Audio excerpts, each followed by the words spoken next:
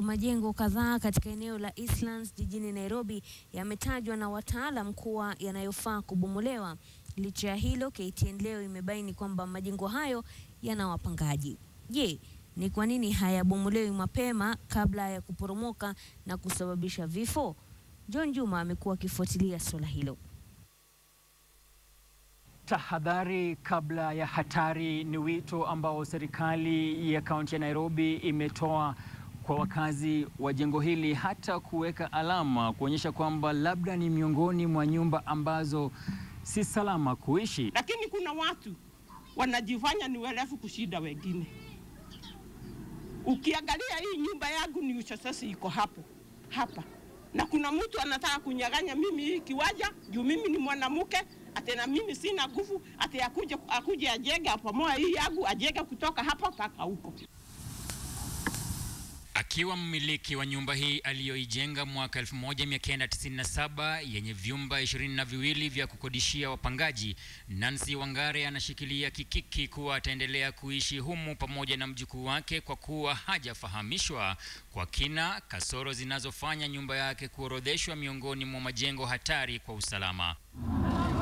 Msimamizi wa masuala ya ujenzi katika serikali ya kaunti ya Nairobi, Tom Odongo, asema ipo mipango ya uhamasishaji. You know, some developers don't care about human life, but I think in the future what will happen is to find a way in which the county can be empowered. Odongo asema juhudi zao kukabili majengo hatari hulemazwa na sheria dhaifu kwa kuwa kando na tahadhari hawawezi kuwalazimisha watu kuhama bila agizo la mahakama. We don't have a recourse where people refuse. We are relying on people agreeing to move. Ufisadi uliokita mizizi na siasa mbaya katika baadhi ya maeneo ya Nairobi, hasa Embakasi, nazo zinaelekezewa lawama.